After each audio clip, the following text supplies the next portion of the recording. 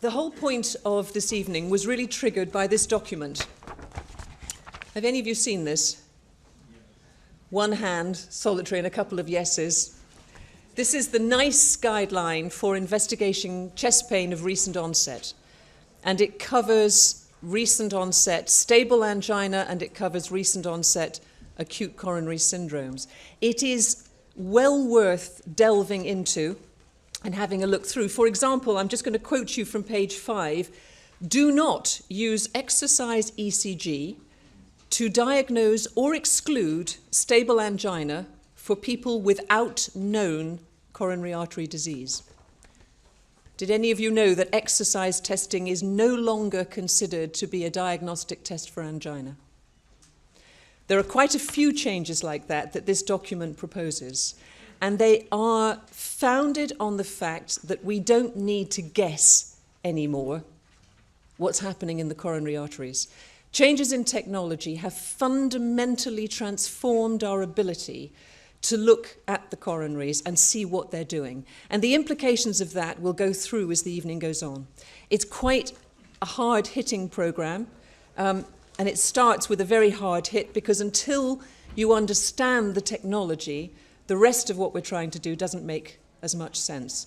And I'm delighted that we have with us Mr. Hank de Vries, who is the European Head Product Manager for CT, with a special interest in cardiology and dosage. And I shall hand over. Thank you for the introduction. Okay, that's my... Thank you for giving me the opportunity to give a brief presentation on technical developments. I will try to keep it as simple as possible, but technical always includes some graphs and drawings and things like that. Basically, what we have today in cardiac scanning, there are two different approaches. There's the helical approach, and there's the so-called volume approach. The difference between both is that in the helical approach, during scanning, the gantry will move over the patient. In a volume approach, there will be no movement at all. The latest technology in helical scanning is the so-called high-pitch helical. In the past, you had normal helical, which would take about, let's say, 10 seconds to scan a heart. With a high-pitch helical, you can do it within a beat.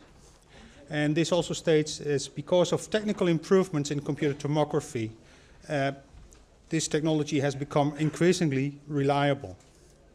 And the better temporal resolution that you get with a high-pitch helical makes the image quality less dependent on heart rate, but also less dependent on the phase of cardiac cycle.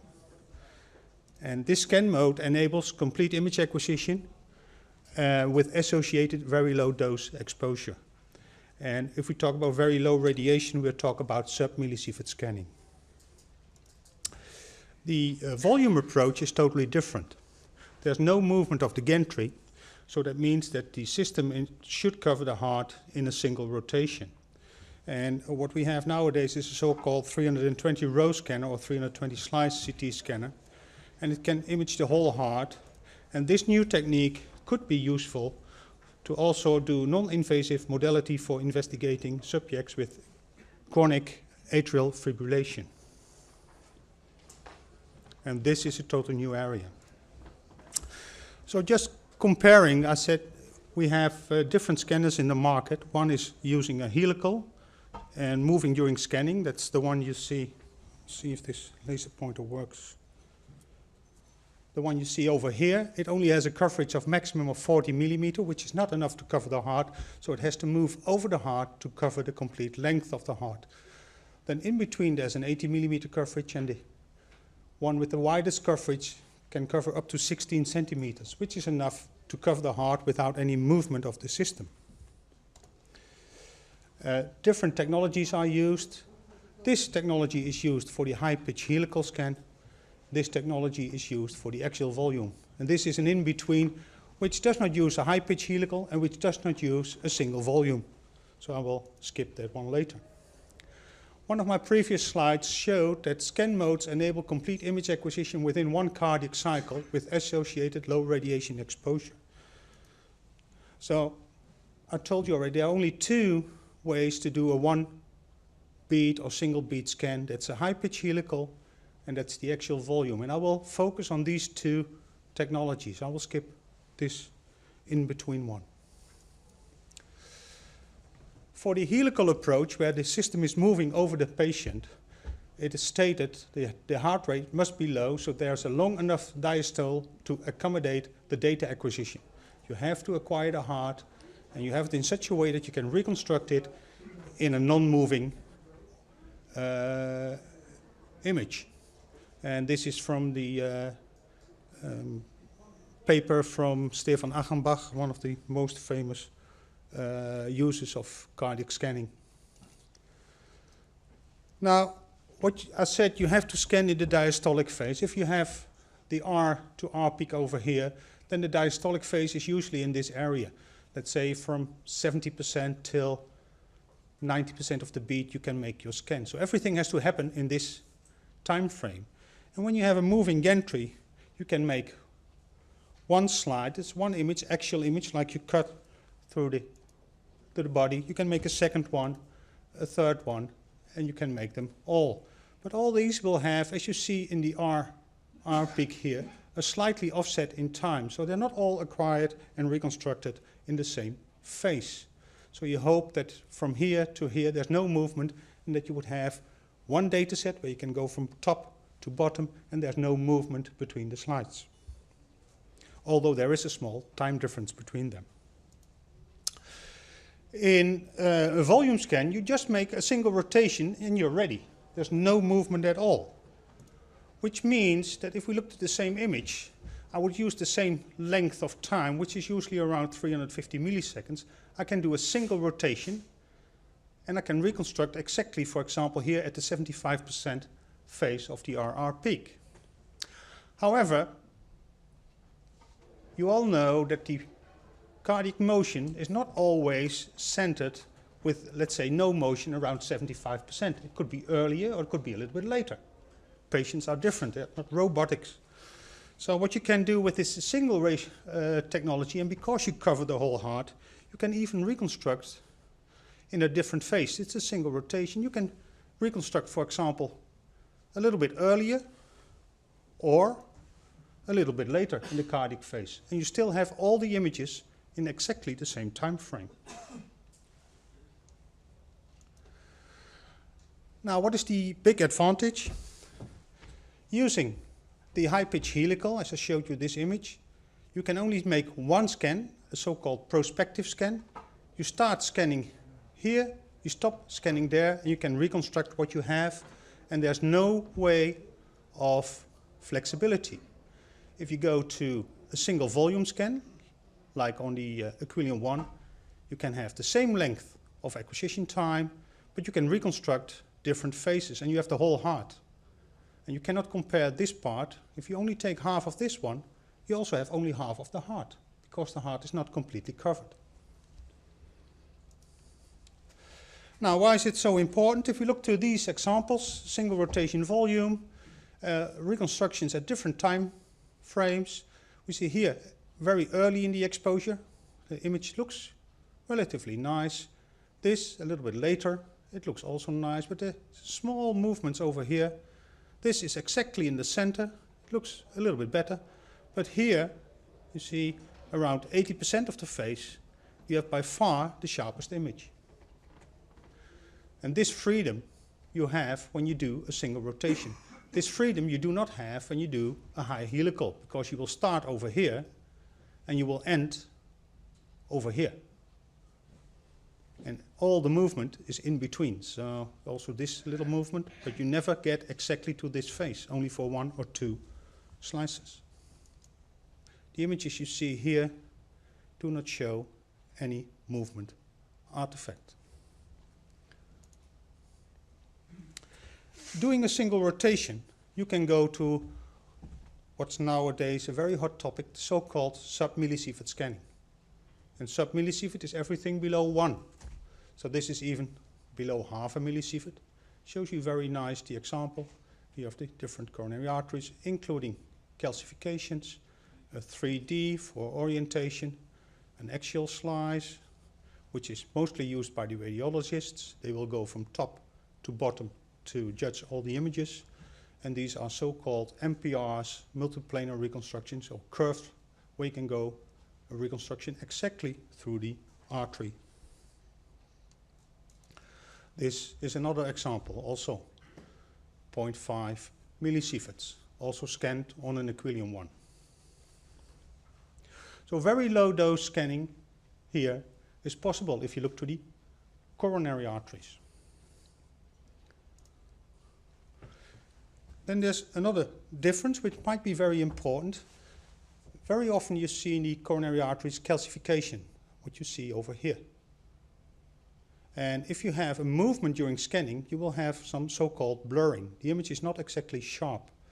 And if you look to the 320 row and you compare this one to this one, it's exactly the same patient scanned on in two different ways. Here you see more calcification than you see on this side, which might be very important for your diagnosis.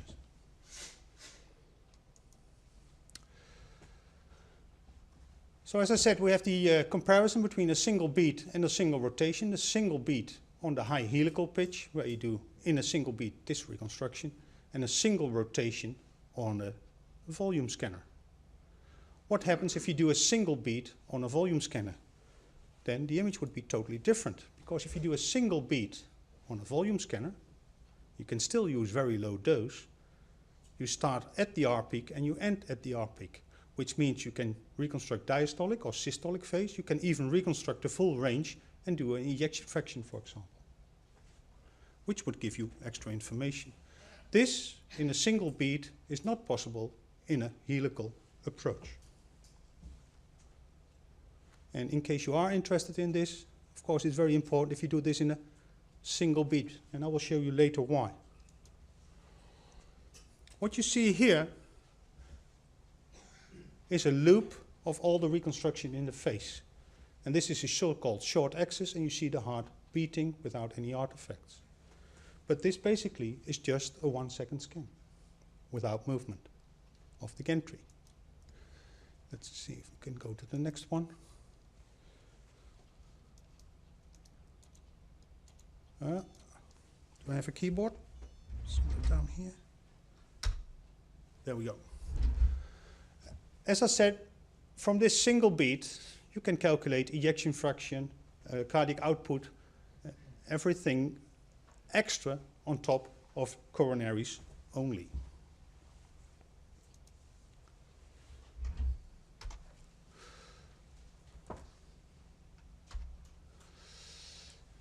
If we go back to the helical approach, the high-pitch helical approach, it's also stated that heart rate must be regular.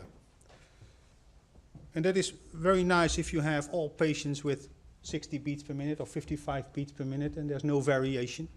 But there are many patients in the population coming for cardiac scanning will have irregular heart rate or will have a higher heart rate. And how can we approach that one? Now let's say the so-called prospective scan setup. Prospective means that before you start scanning, you already define what you want to scan. And you give a command to the scanner and you say, okay, if I have R peaks like this with, let's say, 60 beats per minute, I just want to scan this small area within the R peak to keep it as short as possible, to keep the dose as low as possible, and I'm only interested in the coronary arteries, so only in the diastolic phase. I'm not interested in systolic. I don't want to do an ejection fraction. Now, if we compare the two technologies, here we have the helical. This is the so-called onset. This is the start of the scan. The first, or the image will basically be made in the third beat. With a volume scanner, because there's no movement, direct after the onset, you can make your scan. The time between this one and this one is mandatory, because the table, which cannot be accelerated in a very short time, has to be set in motion before you actually make the scan. So you need a trigger to start the movement, and then at a certain amount, a certain period in time, you're over the heart and you make your scan. Looks like this. This is where my scan starts. My table starts to move. Over here, I'm at the right position, at the right time of the peak, and I make my scan. And you see that this can be very risky, because if this bead is not exactly of the same length, there might be a shift here. Here, you make your scan directly after the R peak. Why is that so? Important, if we just say these are the fixed delays you have after scanning, and we do not have a perfect R to R, but we have some arrhythmia or a short beat over here. This time is set, you make your scan over here. This time was also set, you make your scan over here. In both examples, you see that your scanning is right in the R peak. So there will be a lot of movement. If you do your reconstruction, you will have a lot of movement artifacts in your image. So how can we correct this? Because you only make a single scan, as over there. Now, if you do not move the scanner, you can stop your scan when the peak comes in. And this is only a very, very brief amount of exposure. Not enough to make any reconstruction. But the machine recognizes this, so this is too short, so I will try to make a scan on the second beat. And this one, you can reconstruct. For this one, because it's a fixed distance, there's no way of movement. So real-time arrhythmia rejection, looking at the beat, seeing it's too short, make a second scan, is possible here. It's not possible there, because you are at this position over the heart and you have to make your scan. In practice, this means that this scan cannot be used, and this patient, you still have a very good image quality, because you use the axial volume. So as I said, a large part of the population with cardiac disease is excluded from scanning if you use a helical approach. And these patients cannot be scanned. Irregular heart rates, extrasystoles, atrial fibrillation, breath hold limitations, higher heart rates. These are all limitations. Patients having this will not be scanned in a helical approach. In the axial volume, you can basically scan every patient, because you can correct for the irregular heart rate, which you saw in one of the previous slides. You just make a second scan. The extrasystole is no problem. Atrial fibrillation is not a real issue. And you avoid helical scanning, and you there's a reduction of the so-called blooming. You can see far more details. And the patient-controlled scanning for the atrium rejection, fibrillation. Now let's have a few examples on clinical images. These are always the proof of if this is working. Here you see a patient with a heart rate between 38 and 83 beats per minute. And still we do a single beat scan. You have very sharp details here on the left side with calcifications over here. Very nice imaging. Some very tiny calcifications. This is also very nice. And you see this in a helical approach would not be possible.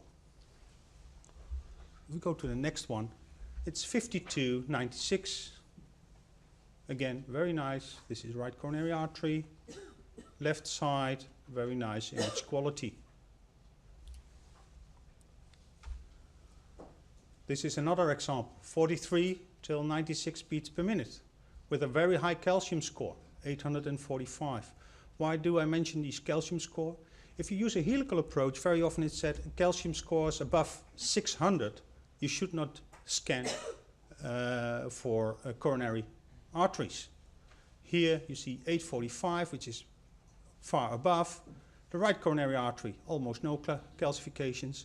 In the left side you see many calcifications, but because there's no blooming, you still have the possibility to look through the calcifications and see the artery. And one of the slides I started with said this new technique can be useful for non-invasive modality for investigating subjects with chronic atrial fibrillation. I showed you a few examples, but what does it mean in practice? It's easy to put just a few examples on the screen and say, this works. But if we look at the recently published paper from Uehara et al., it states here, when I compare atrium fibrillation to normal sinus rhythm, and I have highest, high, and average quality, assuming that I can still diagnose these three qualities. This is for sure, and assuming this is also, then you see that the difference between this one and this one is a mere 0.5%. So atrium fibrillation can be scanned using an axial volume. So any patient you have can be put on the table. You're not so much interested in the heart rate. If you cannot correct, the scanner will correct for you. The last item I want to cover here, also with a little bit of technical detail, is first pass myocardial rest stress perfusion. Rest stress perfusion nowadays is very often done in nuclear medicine. And in nuclear medicine you can easily use radiation dose up to 20-25 millisieverts for a cardiac scan. And those scans are very often repeated several times. Here we have, with the new technology on the Aquilion 1 and in volume, you can do a myocardial perfusion in a single beat. And how does this basically work? Of course, you need two volumes. You acquire the rest and the stress study. And it looks like this. This could be, for example, if you go in a helical approach, you have a program that will automatically detect the contrast appearance in the CT. And if the contrast reaches a certain level, the system will automatically prepare for scanning and it will start the scan, which is over here. The typical delay between this and this one is 5 to 10 seconds, depending on the heart rate and the amount of motion in the helical you have to make before you can start your scan. So this is the scan start. Now what happens if you have this and you have this? This could be easily the second scan. And you see they reach the same level of contrast to start the trigger for scanning, but the contrast in the heart itself here is at optimum, and here it's only half of the optimum. If you compare these two for stress rest imaging, there would be a problem. The contrast distribution would be different from the start on. So how can you solve this one? Because you want to have an automatic trigger to be sure that you have enough contrast, but you want to also scan at the right moment. So not over here, but basically over there. Now, if you look to a volume scanner, it works totally different. Because there is no movement, you can make your scan immediately after the peak. That's what you saw in the first beat. So you scan the amount of contrast and you make your scan, which is usually within 1 second. Because you have to wait for the R peak, then you make your scan. And in case the contrast distribution is a little bit different, your scan time will be simply later. And this one, you can compare to this one. So if this would be the stress and this would be the rest, you're still fine, or the other way around. If you go in a helical, your scan would be over here and over there. Very difficult to compare. So first pass myocardial rest stress perfusion, which would say something about the physiology part of the myocardium. In CT you can do that in a 3D display like this, where you can have an idea where you have a problem in your perfusion here, in the apex, or you can also have the classical bullseye, as many of you might know from nuclear medicine. And of course, having a CT scanner, you can also make your coronary arteries, you have the rest, you have the stress, you have the 3D, you have all options from a normal CT available, which you do not have when you do nuclear medicine. The amount of dose that you use here is usually, let's say, 50% of a myocardial scan in nuclear medicine. So in the axial volume, cardiac scanning is available for every patient. You can scan irregular heart rates. We avoid helical scanning and we reduce the blooming.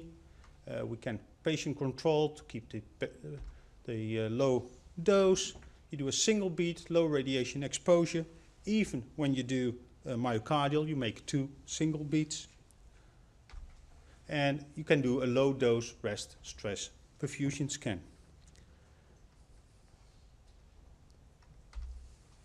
Thank you for your attention. Any questions?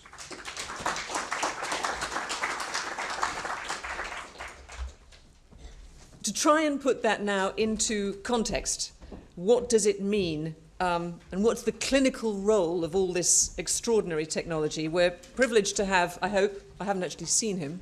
Yes, I have. Duncan Diamond, who I suspect is known to many of you through his, well, high-profile media appearances.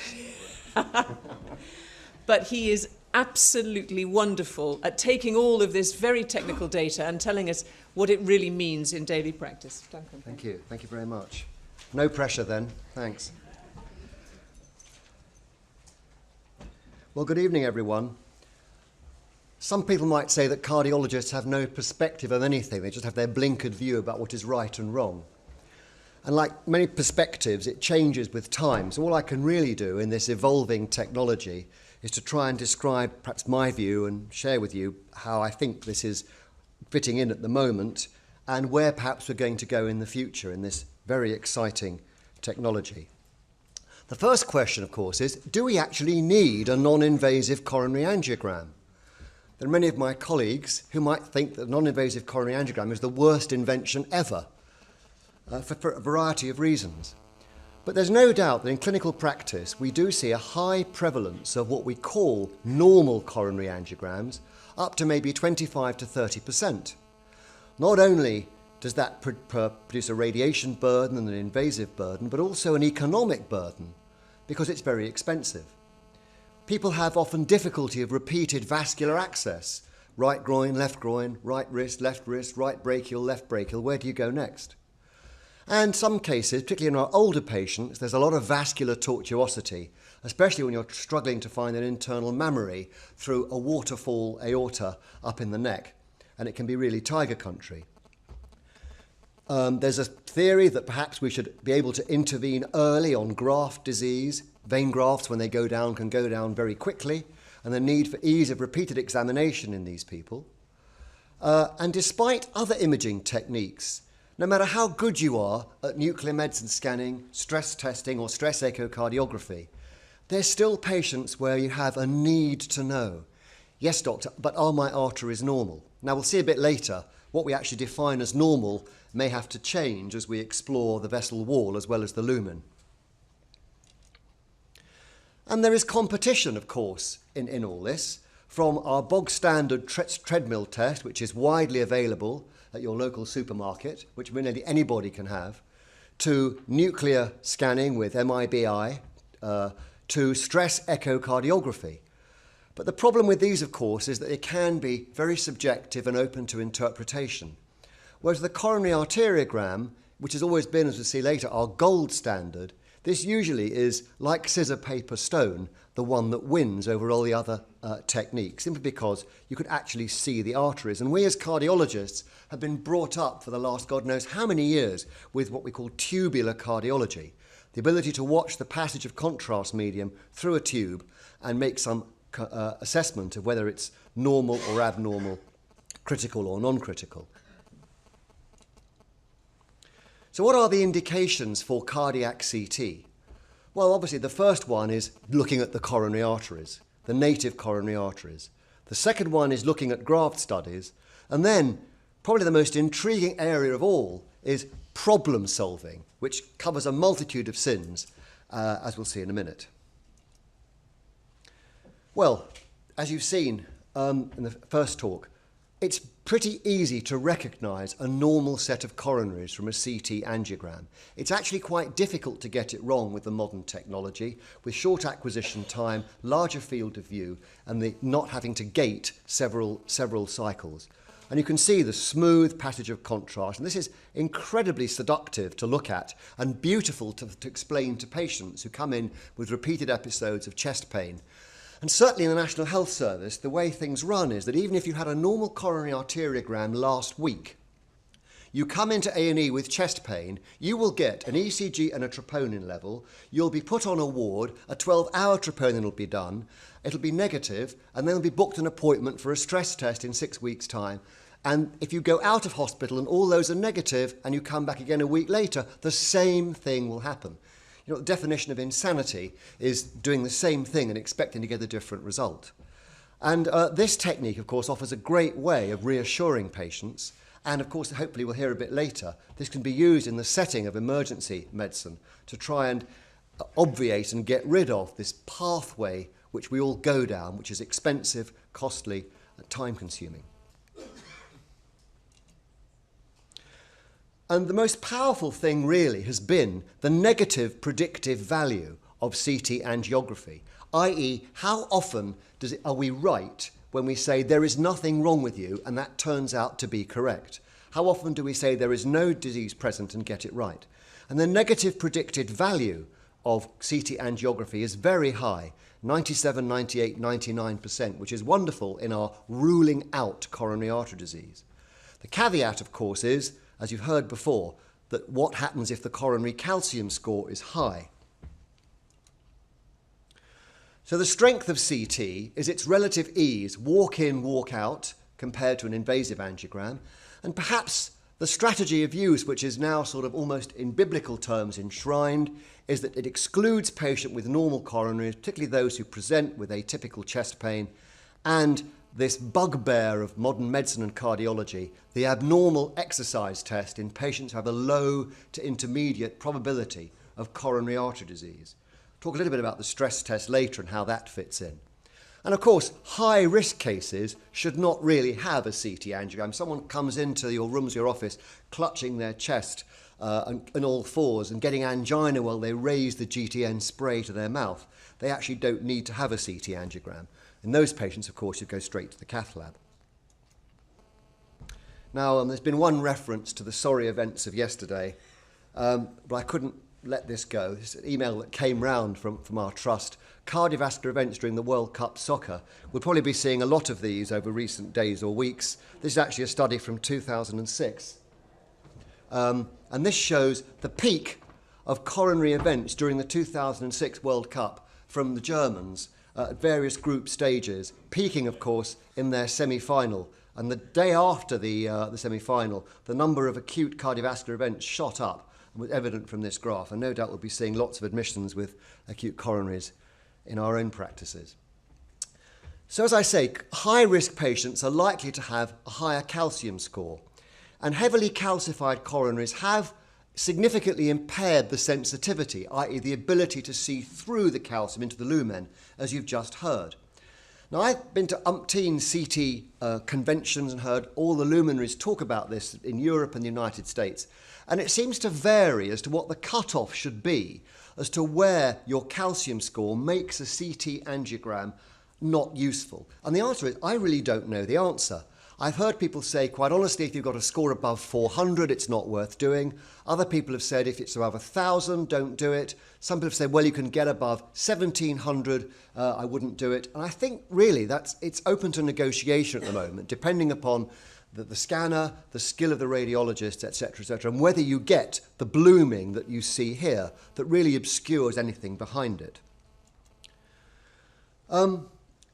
Also, the 64 multi-slice scanners, which are our sort of bog standard workhorse scanners, they have sometimes not been quite as accurate. And I've taken this example to show you a lesion here in the left anterior descending from a conventional invasive angiogram. And you can see just there is a very tight stenosis which involves the left anterior descending and the origin of the diagonal branch. Whereas on the CT scan, the diagonal lesion was actually missed. Now, for the cardiologist, we don't want to have too much of a closed debate among the cardiologists, but there are scenarios, or scenarii, where you might actually regret getting this wrong. Because if you saw this without a bifurcation lesion, you might say, well, that lesion might be suitable for angioplasty and stenting, whereas depending on your level of aggression, skill and confidence, you might in a bifurcation lesion want to send the patient to surgery. So there are cases where some of these scanners, the early generations of scanners, have actually missed lesions and not detected them properly. Now, with the modern scanners, this may be less likely because of the improved temporal and spatial resolution, as you've just heard. And here is an example from the Aquilion where you've got calcium here, but you can actually because you don't get so much blooming, you can actually see the lumen of the artery behind, although perhaps not quite so well there, where there's calcium all round it. And the ability also to look at the artery in the short axis view can be done, so you can actually see it end on and make some assessment of the lumen. Now, I think at the moment this is in a state of evolution, and I would not want to kid you that we can see this on every patient with coronary calcification, because we can't. And there are places and times where we just really can't see anything, and we have to accept that, although hopefully that will improve.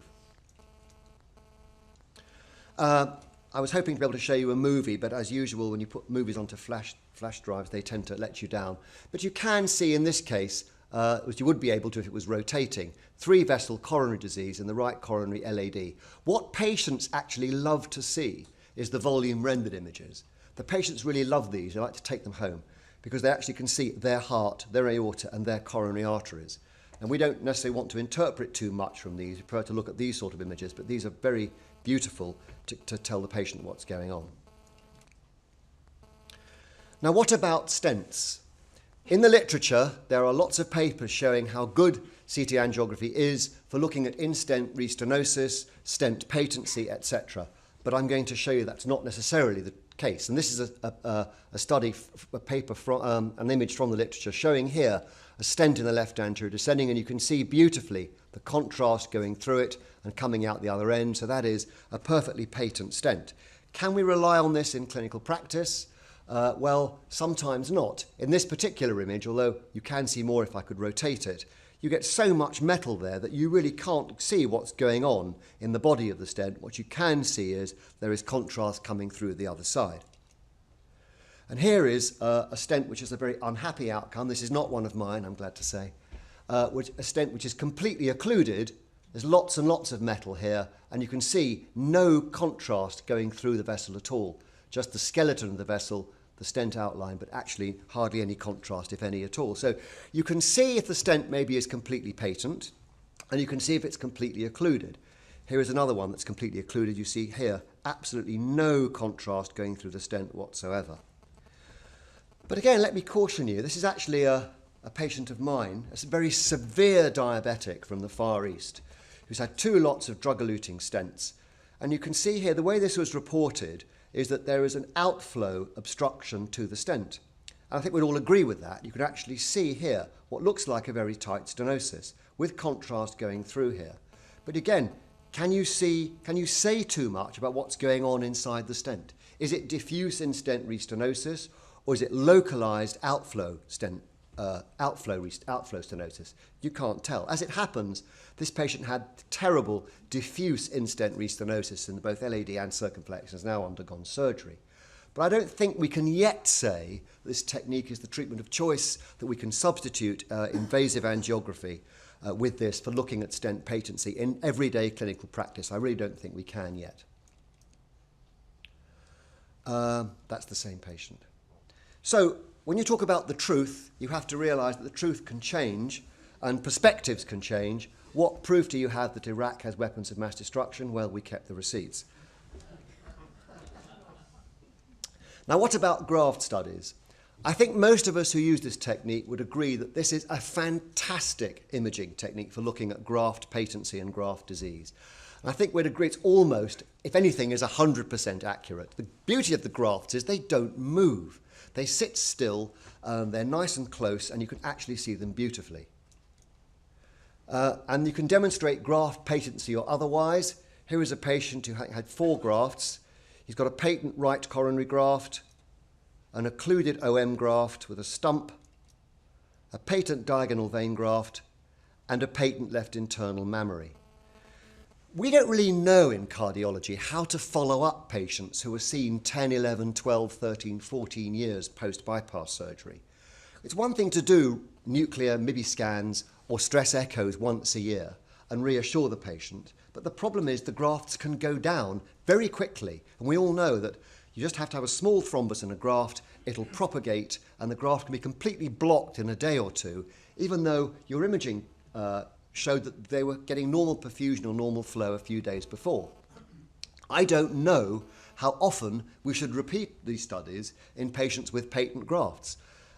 We do it in some cases, largely because the patients want to know. Sometimes they have atypical symptoms, and it can be very reassuring if their grafts are patent. Although, of course, remember that if you've got very advanced native coronary disease beyond the graft with lots of calcification, you really won't be able to say anything at all about the native vessels. Now, number 3, what about problem solving? CT angiography is very useful as well where conventional angiography has failed or is high risk or has failed to answer the question. I think for many of us, the internal mammary problem comes back. If you're trying to do a mammary from the leg and you're wiggling around and you're worried the patient's going to have an embolic episode and they don't feel very well and you pull the catheter out, what do? Do you go back from the left radial? Well, no, you can do a CT angiogram to get the mammary. It's very easy to do. But aortic dissection, anomalous coronaries, coronary aneurysms or fistulae, or aortic root dilatation. Sometimes in patients with really, really dilated aortic roots, it's incredibly hard to get a selective coronary arteriogram. And CT angiography here is extremely useful. Let's get through that one. Time. Anomalous coronaries are perhaps not the scourge of the population. But when you find them, no one knows what to do with them. Sometimes they crop up as an incidental finding in angiography, but sometimes you'll investigate a patient who's had a syncopal episode or gets chest pain or has a positive stress test, and you'll find they've got a coronary anomaly. Now, we don't get any physiological information from a CT angiogram, but some of the causes of these coronary anomalies are described as malignant when the vessel runs between the pulmonary artery and the aorta, and during exercise when the pulmonary artery pressure and the aortic pressure go up, the theory is the coronary artery gets squeezed, makes the territory of the myocardium ischemic and can produce an ischemic arrhythmia. It's very, very hard to prove. But you can sometimes tell from a CT angiogram exactly where the coronary is lying and whether it's being compressed by a vascular structure or not. Complex AV fistulae in the coronary tree are also not the scourge of the population, but it can be sometimes interesting to pick them up. You see a coronary pulmonary artery fistula, very marked AV malformations. You don't get much physiological information from them, but you can see them. The non-coronary indications, of course, well, valve disease. How good is CT angiography for valve disease? Is it better than echo or MRI? I don't think anyone really knows yet, but the electrophysiologists like to have CT available because they can map out the atria for their ablation techniques very, very simply. And so that's one useful non-coronary application. Cardiac tumours, again, we don't see them very often, but they can be incredibly difficult to diagnose. Echocardiography may not help, MRI should, but you can see them here, this very abnormal tissue in the atrium indicating a tumour, and on virtual angiography you can actually see them very beautifully. Now, what about risk stratification? Well, we know about EBCT, and I'm not going to concentrate too much on that, but the way we do it in the UK tends to be from family history, the conventional risk factors, blood pressure, diabetes, smoking, lipids, risk tables, Framingham scores, all the other scores, and the stress test, of course, which is often used in life insurance examination. Now, in clinical practice, that translates into the liberal use of statins, over-the-counter statins, the polypill, and our sort of herd-based approach in the UK to prevention. You know, we chuck statins at a population, hope that some of them will take them and some of them might actually get some benefit. But we don't really know. And is it really good enough in 2010 to do that? So people use the stress test. I do work for one of the life insurance companies, and they ask for a stress test if you need 35 squillion pounds of life insurance. I have failed to make them understand that the stress test is no more accurate if you want £5 million of life insurance than it is if you want £10,000. But nevertheless, they still do it. In spite of the fact there are no randomised trial data to support the use of treadmill testing in asymptomatic subjects, this statement from the AHA scientific group showed that it really isn't a test that should be used in an asymptomatic population, and it actually has class 3 guidelines, which means it's actually useless or may even be harmful. Nevertheless, it is still done. The rapid access chest pain clinics, which I think we're going to hear a little bit more in a minute, uses or has used stress testing for patients that turn up for atypical chest pain or chest pain. 85 to 90% of them get a stress test, and about 30% of those will go on to coronary angiography. Well, the Northwick Park group published a paper a few years ago showing that if you did that, you just lead to a huge number, an increasing number of normal angiograms. Again, with all the cost involved and the burden. And when we look at the actual cost of angina and investigating angina or suspected angina in the UK, this is quite old data, 10 years old, a staggering £497.4 million spent on invasive angiography. Would it not be much more sensible, if you're trying to look at someone as a life insurance risk, to do a CT scan combined with a calcium score? Would it not be much more sensible to do a CT angiogram in our chest pain clinics if we really don't think the patient has angina, rather than be driven by the treadmill test with all its warts and carbuncles? And we have to collaborate with radiologists to do CT scanning. I think we've learnt that radiologists are human beings too. They might say the same about cardiologists. But the CT scan is a low risk to patients. The cost saving may be up to £1,000 per patient. It frees up catheter lab time for the patients who really need to go into the cath lab. It reduces the cardiologist radiation dose. And the high-risk patients can go to the cath lab with a view to stenting following on diagnosis. So really it's a win-win situation for the low-risk and the high-risk patients, and the problem can be solved. One of the really cute things about CT angiography is that it goes a step further. And this statement, which Eugene Brownwell made at one of the meetings many years ago, when we realised what coronary disease was all about, not a passive silting up of arteries, but actually an active inflammatory process, the wall of the bagel is more important than the whole. And invasive angiography may be jolly good for looking at stable or unstable advanced coronary disease, but it's pretty useless for detecting vulnerable, minimally stenotic disease. And CT really is the first technique which allows us to evaluate the lumen, or first non-invasive technique, to evaluate the lumen, not only that, but the vessel wall and plaque characterization. How do we know this? Well, as long ago as 1994, Gary Mintz published a paper showing that in more than 90% of, quote, normal arteries, and I hark back to the beginning of the talk, in patients with undergoing angiography for chest pain, have a significant plaque burden on intravascular ultrasound. And the segments that we call normal, which we're comparing with an obviously abnormal segment, are probably not normal at all, but have plaque, some of which may be vulnerable, and some of which may rupture and cause an infarct or a fatality. Using the characteristics of the plaque and the different radiological characteristics in terms of Houndsditch units, lipid-rich soft plaques have low Houndsditch units on CT and are shown up as radiolucent. Fibrous plaques have higher Hounsfield units, and the fibrocalcific plaque, the advanced disease, has a much higher Hounsfield unit. So you can see this is an in vitro study in the lab, but you can see how you can actually see and detect the differences in the plaque characterization. And you can do that now in human beings. You can see hard plaque with calcification and remodeling here. You can see the plaques of mixed morphology where there's mixed calcification and soft plaque.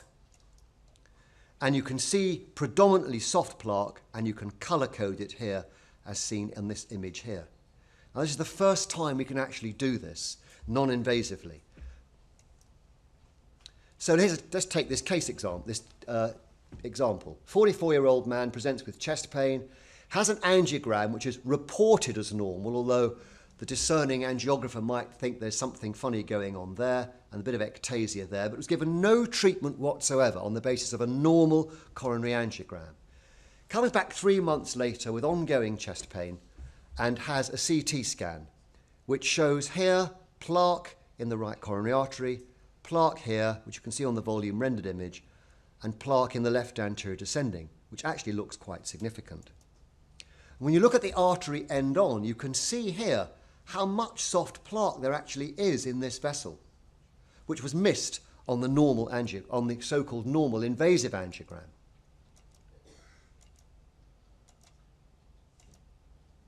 And there. So I've got to get rid of these arrows.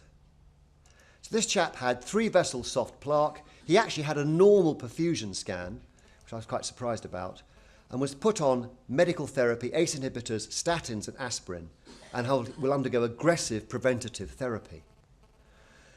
There is the theory that if patients can actually see their coronary lesions, they might be more compliant with their preventative therapy. There's good evidence that patients get less compliant with statins, particularly in primary prevention, as time goes on. That maybe only 50 to 60% of patients actually take their statins 4 or 5 years down the line. This needs to be proven, but perhaps they'll be more compliant if they can see it. Will we decrease the risk of acute events this way? We hope so. So what about future development? CT allows detection of atheroma earlier than angiography. It allows us to intervene earlier in the course of disease and hopefully improve the outcome. Will it reduce sudden death? Will it reduce the incidence of myocardial infarction? Will it allow us to target prevention for patients with end organ damage?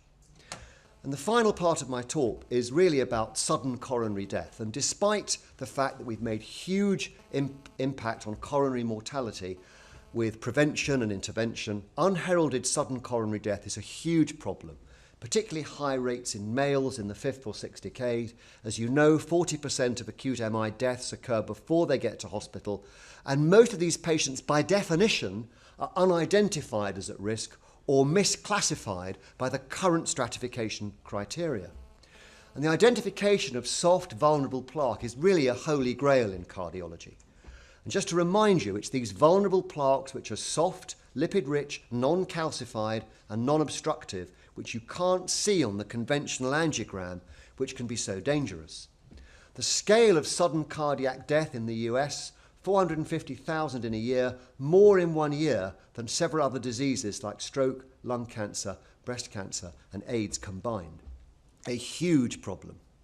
And we all know or have read about people who've died suddenly from unheralded coronary disease. John Smith, footballers, football managers, comedians, authors, and one of our own, the sorely missed Philip Paul Wilson. So this is a huge problem. It's not a theoretical problem. And skip that one. Here is a post-mortem example of a lipid-rich plaque, non-obstructive, which has ruptured with an occlusive thrombus. Would you have seen that plaque on conventional angiography? Probably not. So whereas angiography is the gold standard, we should recognise it's the fool's gold at times, and the most dangerous lesions don't show. Here is an example of a soft plaque from the Aquilian scanner in the left anterior descending, causing significant obstruction with another lesion downstream and more soft plaque there. And it's interesting, if we look at this, if we can translate this green flowgram here into what we might have seen in the cath lab on a coronary angiogram, you wonder whether or not you might have said, well, that's slightly abnormal, but would you actually have said that was a significant stenosis? Would you have detected the blue here, the soft plaque? We'd only have seen the green. So what about future developments? Let's try and stargaze. You've heard a little bit about left ventricular wall motion from the previous speaker. You can see here an obvious anterior infarct with myocardial thinning. In acute myocardial infarction, the goal is, can we actually see a perfusion defect?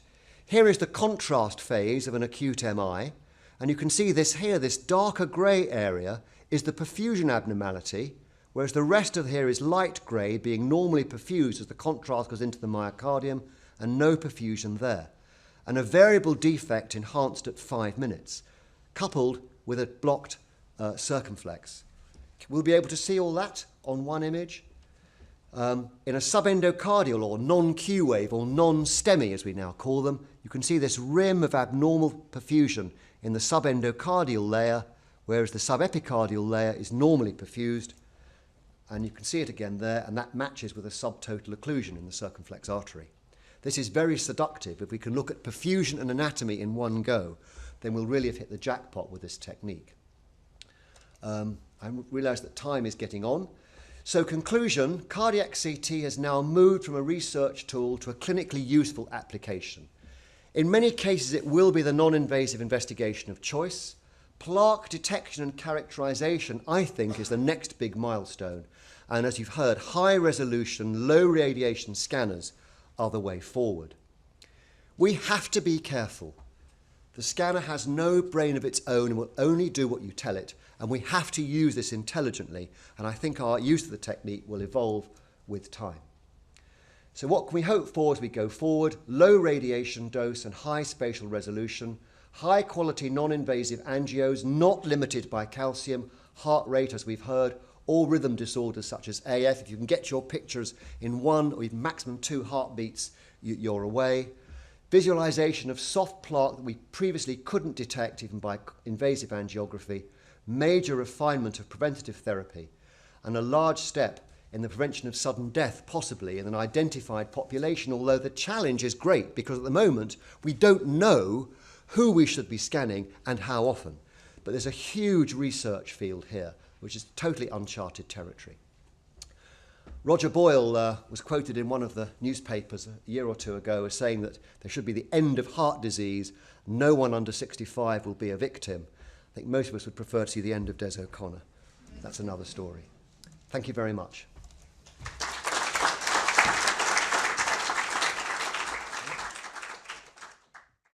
Good evening, everybody. Thank you very much for the invitation, and I'd also like to thank the German national team for removing any residual interest I had in football, at least until beginning of August. With that introduction, it sounds like you were talking about some of my grandparents who had the latter genotype of being rather short and square and long-lived, so there is hope yet. The field of genetics and coronary disease is an enormous field. I'm an interventional cardiologist, so it's always nice to be asked to come and talk about something a little bit more basic, and I hope I can do it justice in the time given.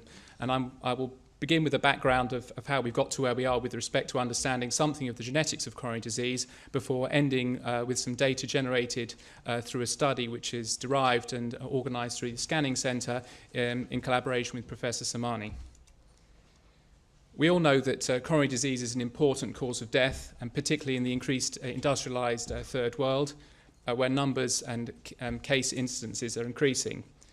For many years, we've known that coronary disease has tended to run in families, and in a very small percentage of those families, it appears to be attributed to highly penetrant monogenic defects.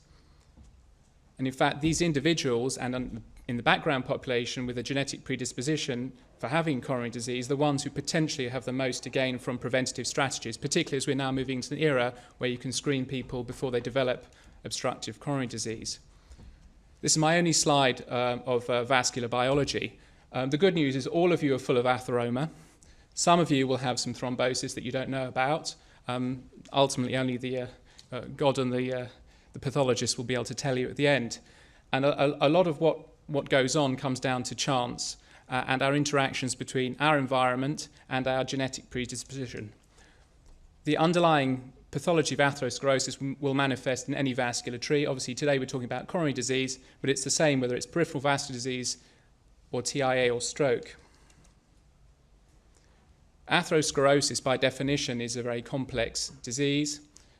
Over time, we've understood more about its biology, whether it's related to generalized disorders, age being one of those, obesity, to lifestyle choices, smoking, poor diet, inactivity and poor exercise, the importance of systemic conditions such as hyperlipidemia or hypertension, local physical factors with respect to changes in blood flow, shear stress, anatomy of the vasculature.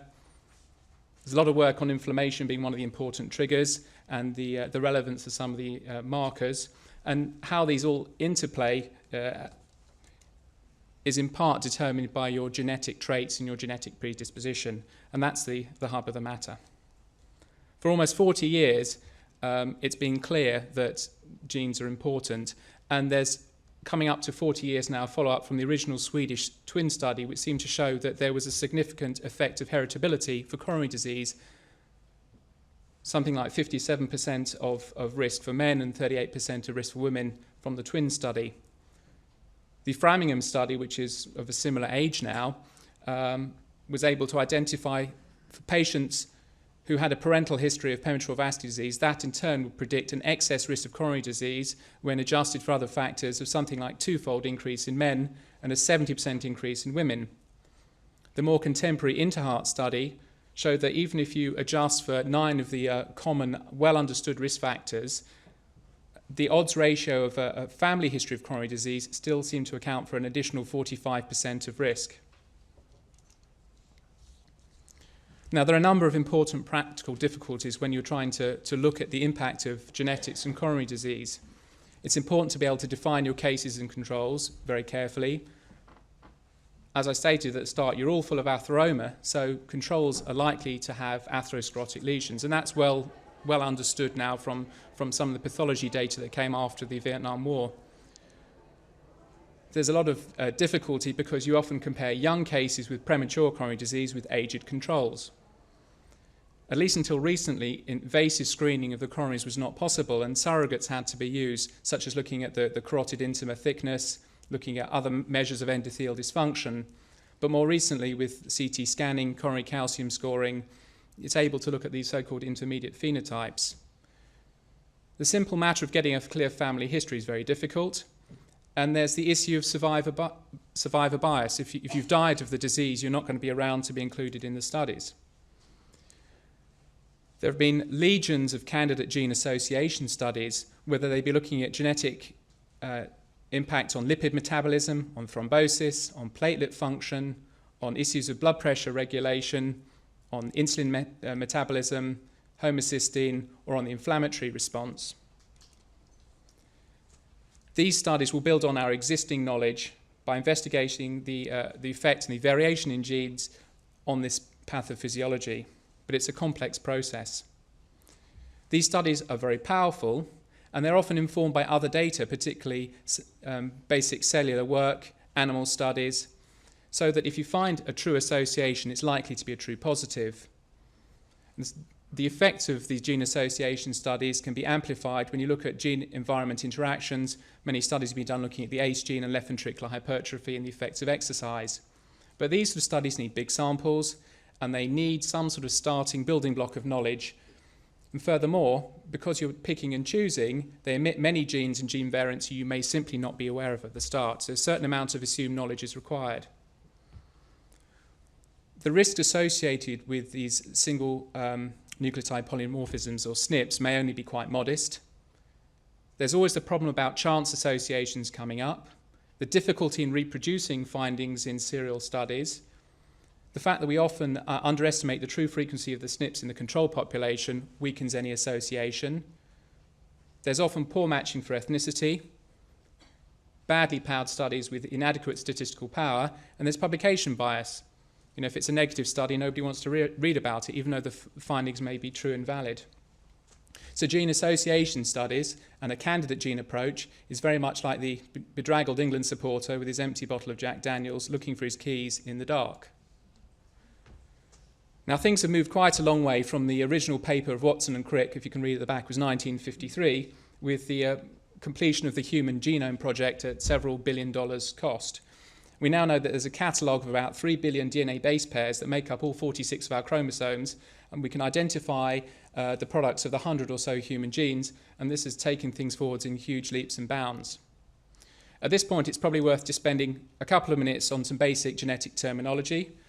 As I briefly mentioned before, the terminology of a single nucleotide polymorphism, or SNP. A SNP really is a DNA sequence where you have a single base pair variation where one person might be AAGCCTA and a single base pair changed such that you have one allele with a C and one allele with a T. One of them will be associated with risk, hence a risk allele, and one is so-called minor allele. And we know that SNPs are quite common and that they occur about 1 in every 300 base pairs along the genome. Furthermore, we have the terminology of something called a haplotype, which is the specific combination of alleles at multiple different loci or positions that seem to be transmitted together on the same chromosome. Linkage that's very difficult with a dry mouth. Linkage disequilibrium, that's why I went to intervention, it's much easier, is a non-random association of alleles at two more positions, two more loci, they're not necessarily on the same chromosome. And in this way, we can look at how blocks of genetic information are inherited together.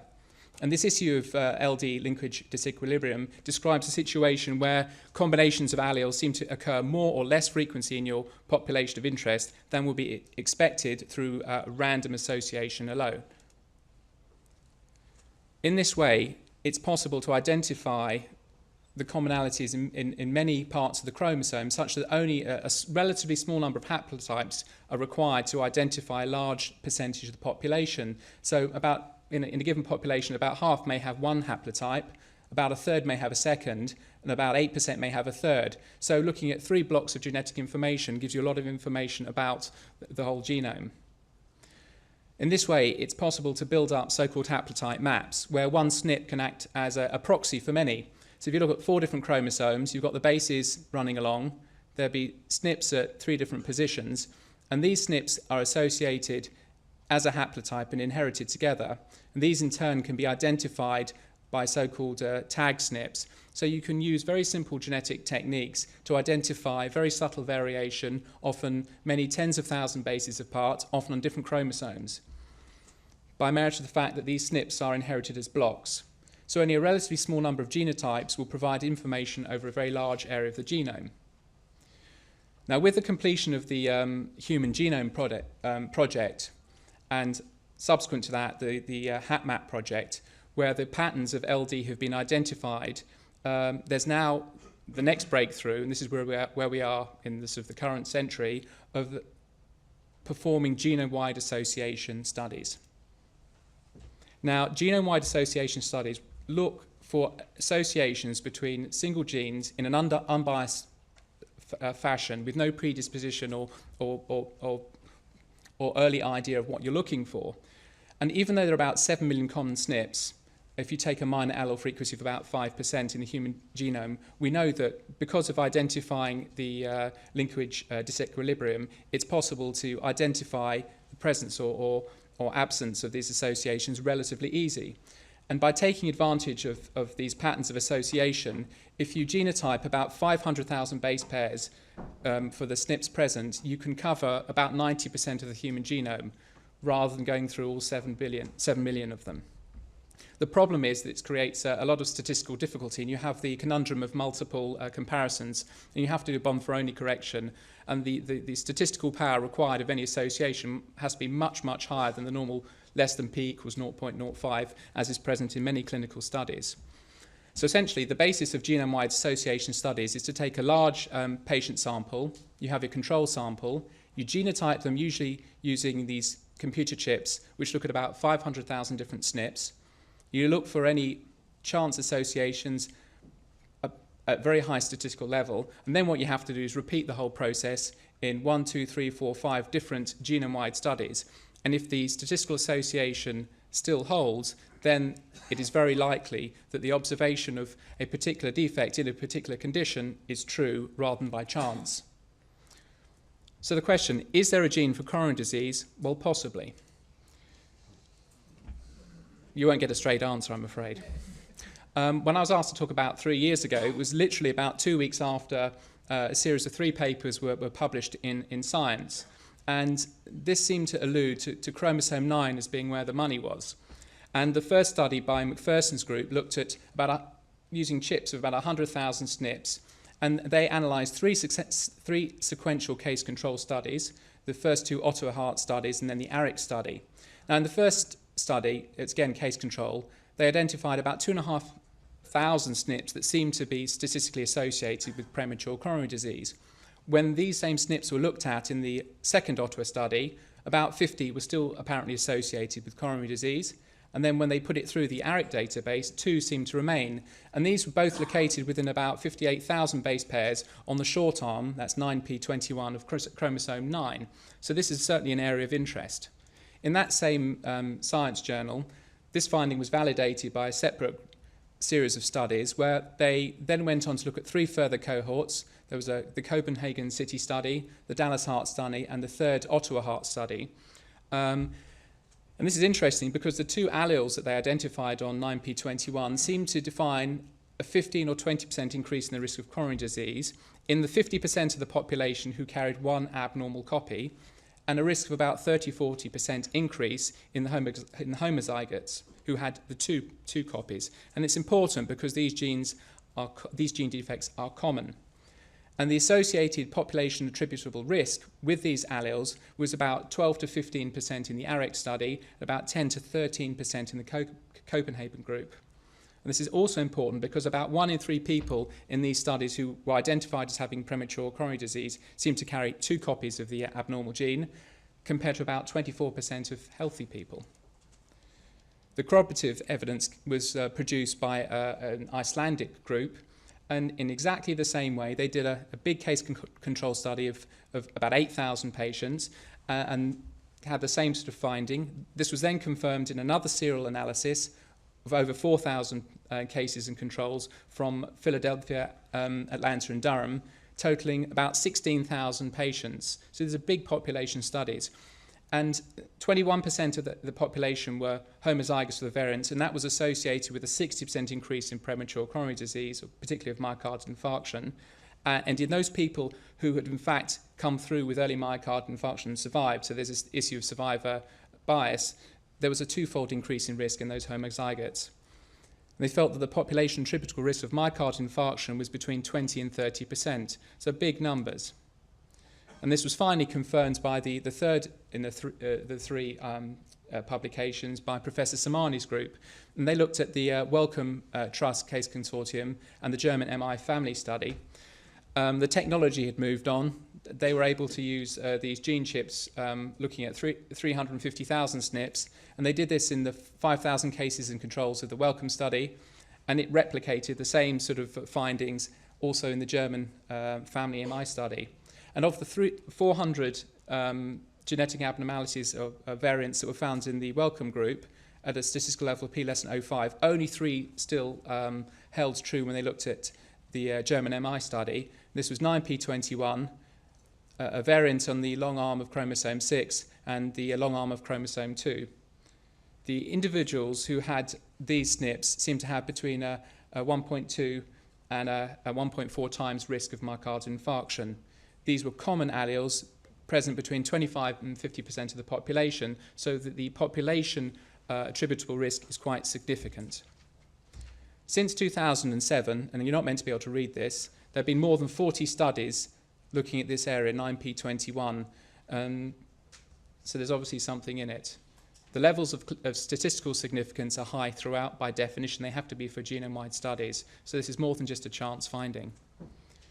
If you look at people who had 2 of the at-risk alleles, comparing those to 1 at-risk allele, the overall odds ratio is about 1.25, significant increase in the risk of myocardial infarction. And interestingly, it seems to have a greater effect in people who have premature coronary disease. The earlier the infarct, the index event, the greater the risk. Similarly, the other side of the equation is true. If you look at individuals who have no at-risk alleles and compare those to the 50% of the population with 1 at-risk allele, there's about a 20% reduction in their overall risk of myocardial infarction. So what does this area on 9p21 actually do? Well, it's interesting because this area seems to code sequences for the cyclin-dependent kinase inhibitors. Nobody's quite sure exactly what these 2 enzymes do, but they seem to have a role in the cell cycle. They've been thought to have an impact on tumour turnover, so whether that has something to do with how plaque burden changes, nobody really knows. And the same area of interest on 9p21 seems to be associated with a susceptibility to generating diabetes. So it's possible there's a shared mechanism. It's not just 9p21, there are about 11 likely candidate genes that have been flagged up. But the interesting thing about them is that a lot of these variants are common. In chromosome 1, that's present in about 77% of Europeans.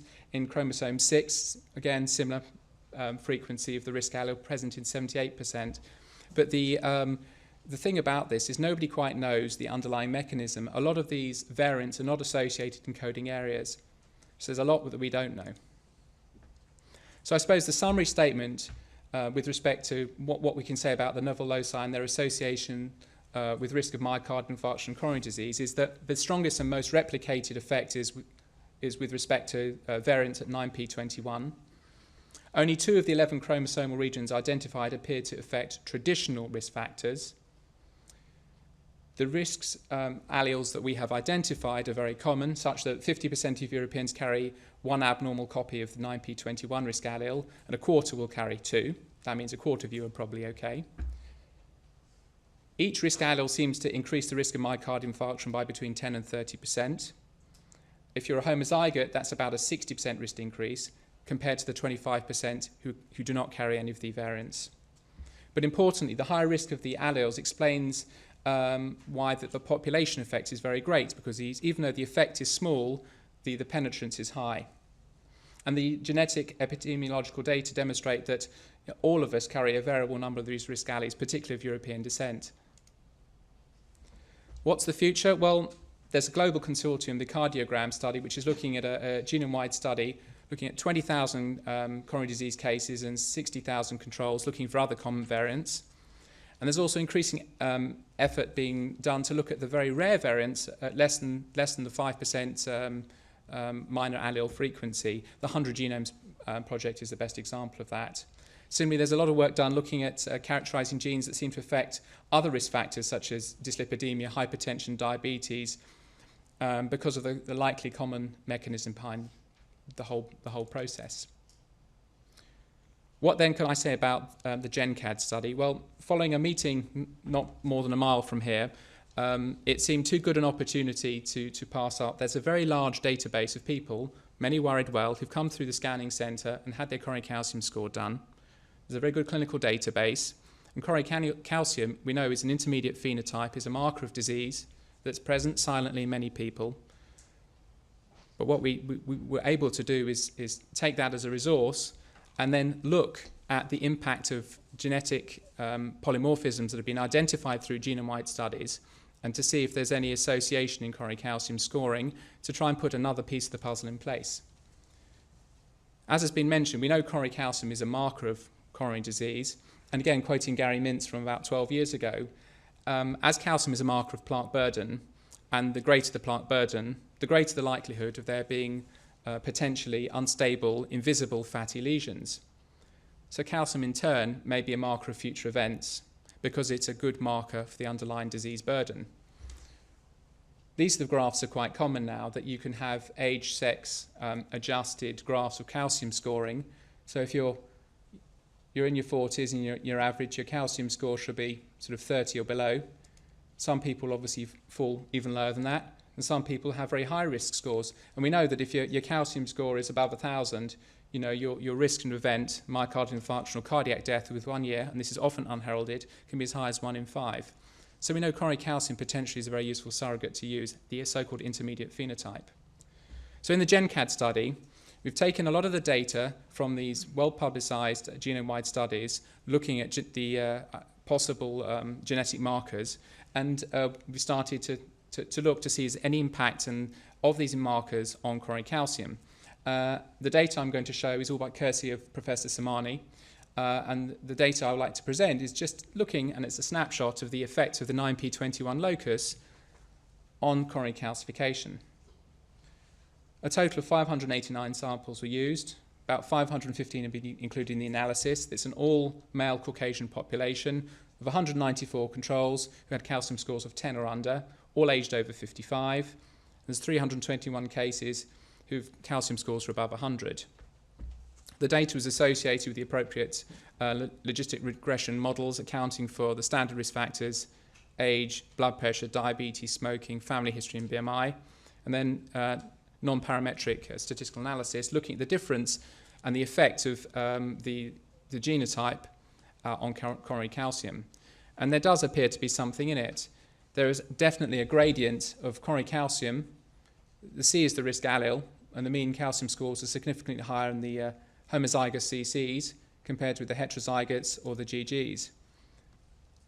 This is early data, but it's certainly quite intriguing, such that the highest median coronary calcium score is lowest if you have the protective phenotype, and highest if you have the so-called at-risk phenotype. The association is significant with P equals 0.02, an association between the C allele at 9p21 and the risk of high coronary calcium, with an odds ratio of 1.57. And these results suggest that the mechanism through which this chromosomal abnormality on 9p21 locus appears to predispose towards coronary disease might be through mediating atherosclerosis. But actually, beyond that, we don't know, so it maybe raises more questions than answers. So now this is not even the end, it's not even the beginning of the end, but it is perhaps the end of the beginning. Thank you.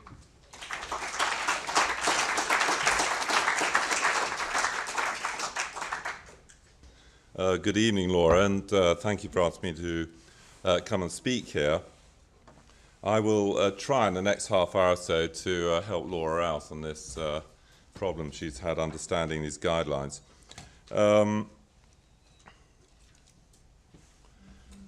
The NICE guideline was a little unusual in that it wasn't the sort of regular NICE guidelines that we're used to, which look at the effects of treatment of disease, and which of course draw upon randomized trials and so forth to determine whether or not drug A is better than drug B, and then to advise us on how to treat blood pressure or arthritis or conditions like that. This was a diagnostic guideline looking at non-invasive diagnostic tests for suspected angina. In fact, there was a parallel guideline for diagnosis of acute coronary syndromes, which I'm not going to touch on this evening because I think this is the one that fits best with the subject matter. The problem about recommending different diagnostic tests is that the diagnostic value that we're all familiar with these tests is normally defined in terms of sensitivity and specificity. That is to say, it gives you a measure of how many false positive and false negative results are delivered. And of course, the higher the sensitivity, the higher specificity, the better the test looks. But what you've got to remember is that all the information you look at in developing these scores is derived from an angiographic gold standard. So, for example, if you're interested, as we are today, in tests for suspected angina, then the diagnostic value of the various tests on offer is going to be measured in populations that have been referred for angiography, and you can guarantee, therefore, that there's an element of what's called workup bias.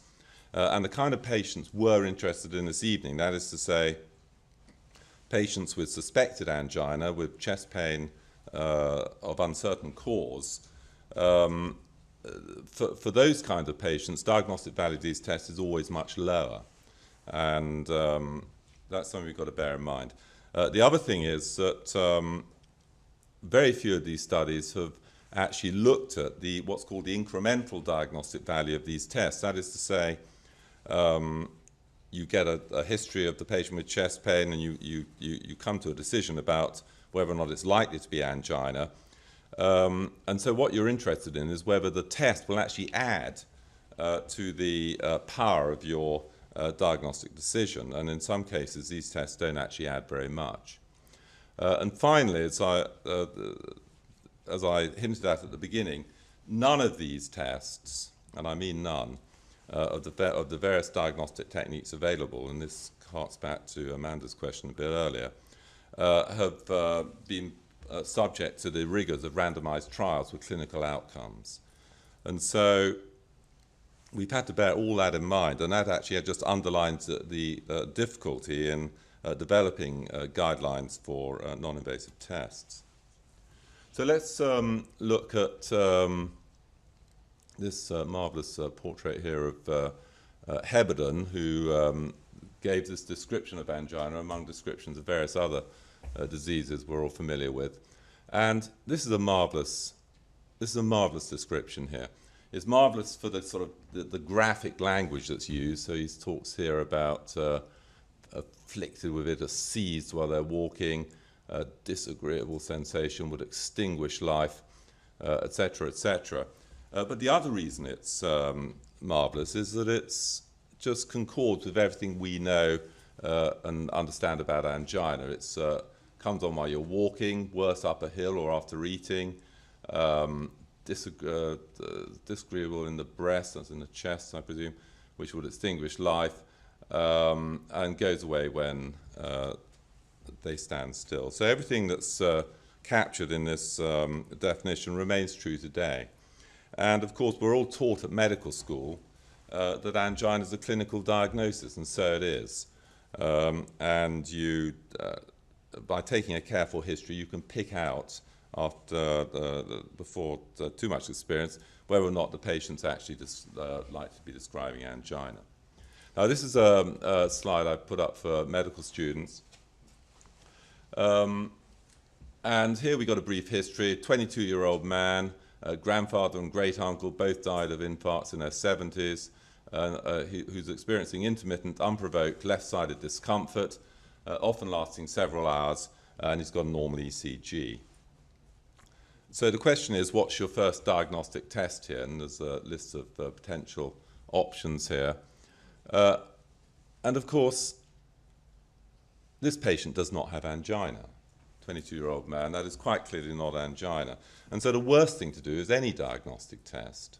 Because what if suppose you decide to do a perfusion scan in this patient, and suppose the patient has an abnormal perfusion scan. What's your response to that? Do you think, well, perhaps he has got angina, better do another test, perhaps even wind up doing an angiogram, or something silly like that? Or do you say, it's not my diagnosis that's wrong, it's a test that's wrong. And of course, these tests are very commonly wrong. And the correct answer, in my opinion anyway, is that you don't need to do any tests in this patient. You simply need to reassure him that the heart's okay and let him go on his way. So let's take another example. A 68-year-old man, smoker, experiences constricting chest discomfort, radiating to the throat when he walks upstairs, associated with shortness of breath, eases gradually with rest. Again, the ECG is normal. This man, obviously, has got angina. There's no doubt about that. That's what that history is. It's angina. And so again, when asking what the first diagnostic test is, the correct answer for diagnosis is none of the above. Because I put it to you, what if the exercise test you do, for example, is normal? Do you say, oh, well, I've got the diagnosis wrong? Of course not. It's the exercise test that's wrong, not your diagnosis. And so this really underlines one of the main recommendations in the NICE guideline, that you trust your clinical judgment when you're looking at patients. And if angina is typical on clinical assessment, and the estimated likelihood of coronary disease is very high, then there really isn't any point in doing diagnostic testing. In fact, diagnostic testing is positively unhelpful because it will commonly give you the wrong answer. And likewise, if chest pain is either non-anginal, you know, pain in the back when you bend forward, that's not angina. Or alternatively, if the estimated likelihood of coronary disease in a patient with chest pain, that's the first example I showed, is very low, then don't start putting the patient through a whole battery of tests. Look for other causes if you want to, but reassure him or her that it's not angina. Now these were meant to be big crosses, not mice, but there you go. It's been slightly chewed up by the system. But what this slide shows is one of the illustrations in the guideline, which lists the likelihood of coronary disease in a patient with stable chest pain. And chest pain is defined in terms of whether it's non-anginal, atypical, or typical. And for the chest pain to be typical, it's got to have the constricting character, it's got to be provoked by exertion, and relieved by rest. You've got to have 3 out of 3 features. If you've got any 2 of these, you've got atypical angina by definition for the purposes of this, what I'm showing you here. And if it's non-anginal, you've either got none of these or just 1. And the likelihood of coronary disease, of course, and we're all familiar with this in our day-to-day practice, is determined by the gender of the patients. Younger men are more at risk than younger women. The age of the patient, as you get older, all these numbers go up. These show you the risk of disease. And whether or not they're at low risk in terms of risk factors, and that's defined within the guideline, or high risk. If you're high risk, of course, then your likelihood of coronary disease is that much higher. And the reason there's a cross here and a cross there and a cross there and a cross there is that these are patients either with non-anginal chest pain or with a very low likelihood of coronary disease, that's the example I showed you a bit earlier, or patients with a very high likelihood of coronary disease. And in all these groups, the NICE guideline recommends no diagnostic testing. I mean, of course, it's conceivable you'd want to do tests for other reasons. That's possible. But you don't need to, there's no logical reason for doing diagnostic testing in these groups. And we had put together a few years ago now a large cohort of rapid access chest pain clinic patients, about 9,000 from 6 clinics around the country. And when we looked at those categories in which no testing was necessary and applied it to this chest pain clinic cohort, we found 19% non-anginal, 10% very low pretest probability, 14% very high pretest probability, a total of 43% of these patients who need no testing at all for diagnostic purposes. And actually, there's nothing particularly revolutionary about this. This has been applying these kind of principles to diagnostic testing this is all fairly standard fare. But it does remind us that quite commonly patients like this are over-investigated, and the over-investigation of these patients is unhelpful. So let's have a look at this graphical representation of the benefits of non-invasive testing. And what we have here is the post-test probability of disease. That's after you've done the test, whether it's positive or negative. And this is some totally hypothetical test with a sensitivity of 75% and a specificity of 80%. So that could be a variety of the tests that we all use. And you can see this is a line of identity. So this is where your start point, if you like, after your clinical assessment.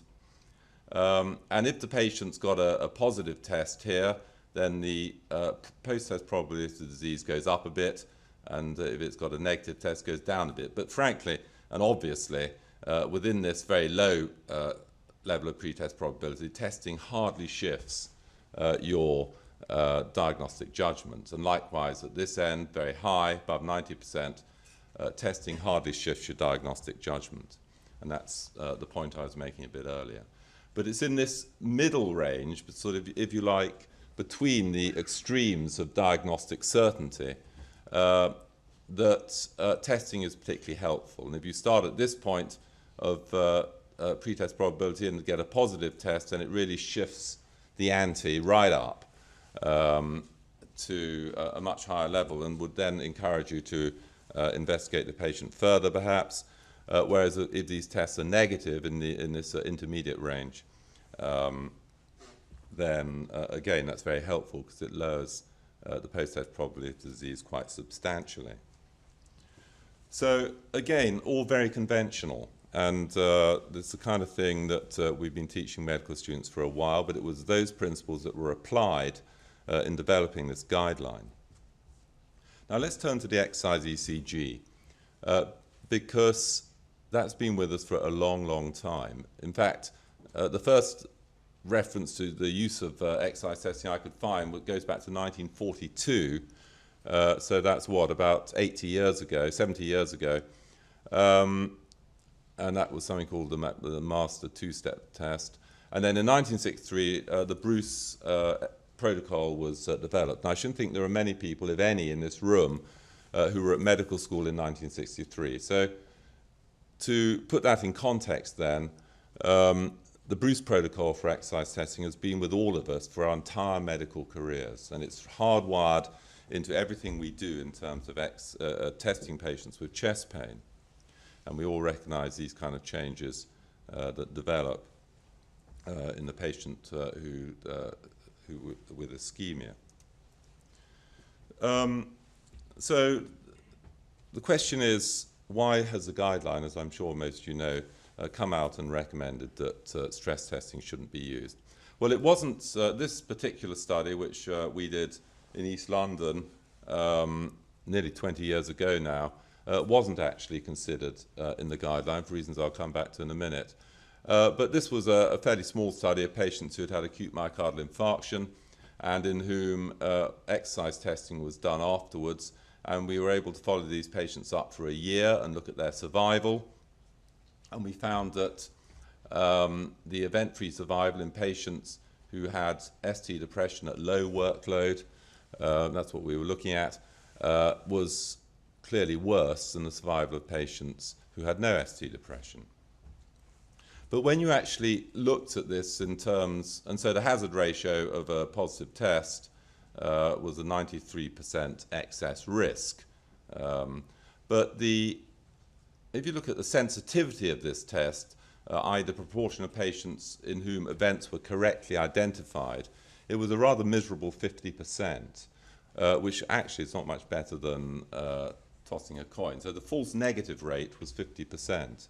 That is to say, patients who had a normal, apparently normal test, no ST depression, nevertheless had quite a significant mortality during the first year. And the specificity was only a little bit better. And we concluded here at the bottom of the slide that the identification of patients at risk of recurrent ischemic events after AMI is an important management priority, which clearly it is. And in the past, the treadmill stress test has been widely used. That was 1993 passed for this purpose, but our results indicate that it's of limited value for risk stratification. That's what we felt 20 years ago. And more recently, again, another study I was involved with looking at this cohort of patients attending rapid access chest pain clinics. We looked at the incremental value of stress testing for predicting future events. And as I explained right at the beginning of this talk, we believe that incremental value is very important. If a test doesn't add anything to your clinical judgment, then you've got to reconsider its value. And in this test of patients with suspected angina attending chest pain clinics, the blue line shows the added value. This is a rather more sensitive, rather more sophisticated analysis than I showed in the previous slide. These are receiver-operated curves. But the blue line shows the added value of the clinical assessment, and the dotted red line, the added value of exercise testing. And the first thing you'll notice is that exercise testing is quite good at increasing diagnostic value over and above baseline. But it's actually not very good in adding to what you get from your clinical assessment in this group of patients. In fact, these lines are virtually superimposed with one another. And we concluded that in these patients with suspected angina, basic clinical assessment encompasses most of the prognostic value of exercise ECGs. And the limited incremental value, and I think we were being a little conservative of our language here, the limited incremental value of these widely applied tests emphasizes the need for more effective methods of risk stratification in this group. Now, of course, what you're thinking is, well, that's all, that's fine. That's looking at exercise testing for its prognostic value. This guy, and you're absolutely right, and this guideline was actually concentrating on stress testing and other diagnostic tests for their diagnostic value. But there's a whole army of literature out there on the diagnostic value of these tests, all based, as I said at the beginning, around sensitivity and specificity. And what I've done on this slide is listed the 5 high-quality meta-analyses from various journals, which are widely quoted when looking at the diagnostic value of these tests. And as you can see, they're all much of a muchness in the middle of the range in terms of diagnostic value, except for the exercise test, which really performs quite badly compared with these other tests.